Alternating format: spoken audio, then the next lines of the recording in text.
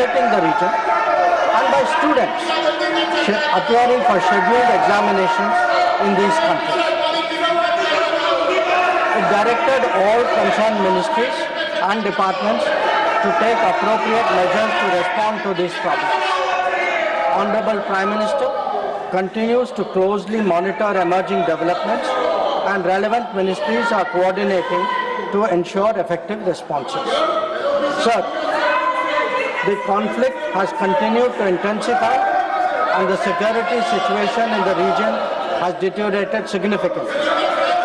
We have noted that, in fact, the conflict has spread to other nations with mounting destruction and deaths.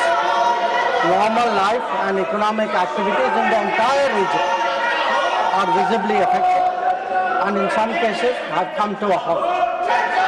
We therefore reiterated our call on 3 March for dialogue and diplomacy and spoke up for an early end to the conflict. I am confident, Chairman Sir, that the House joins me in expressing our sorrow at the loss of lives. Honorable Chairman Sir, while any development that negatively impacts peace and security in the world is deeply troubling, this ongoing conflict is an issue of particular concern for India. We are a neighboring region and understandably have obvious stakes that West Asia remains stable and peaceful. There are almost 1 crore Indian citizens who live and work in the Gulf nations. In Iran too, there are a few thousand Indians who are there for study or for employment. The region is key to our energy security and includes many important suppliers of oil and gas.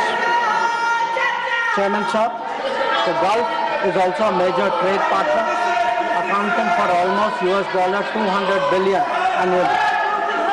The House is also aware that in the last decade, there has been significant investment from the region into the Indian economy. Therefore, serious supply chain disruptions and climate of instability that we perceive are serious issues. Furthermore, these include attacks on merchant shipping, where Indian nationals often constitute a large proportion of the crews. We have sadly already lost 2 Indian mariners and 1 remains missing in such incidents. I know that the House joins me in condoning their deaths. Honorable Chairman Sir, Government has been assessing the situation in West Asia continuously since the 12-day war in June 2025. We noted the indications of growing tension and cautioned the Indian community in Iran accordingly. On 5 January 2026, Indian nationals were advised by the Ministry of External Affairs to avoid non-essential travel to Iran. Those already resident there were urged to register with the embassy, exercise due caution, and monitor the embassy website and social media handles. A second advisory was issued on 14 January, reiterating this advice to avoid travel in even stronger terms. The Directorate General of Shipping, Mumbai, in parallel, issued its own advisory on 14 January for Indian seafarers, asking them to follow embassy advisories and avoid unnecessary movement ashore.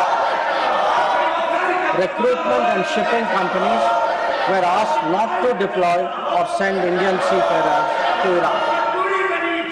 Sir, reflecting our assessment of the evolving situation, the Indian Embassy in Tehran issued another advisory on 14 February, urging Indian nationals, including students, pilgrims, business persons and tourists, to leave Iran by all available means of transport, including commercial flights. They were asked to contact the embassy for any assistance and provided with 24/7 helplines. This was again reiterated in strong terms through another advisory on 23 February. Some heeded these advisories and have left the country.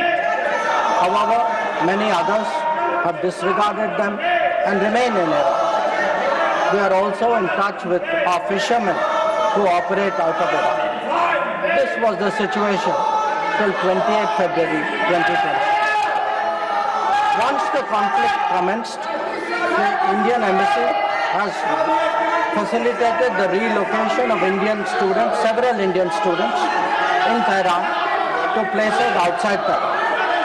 An advisory update which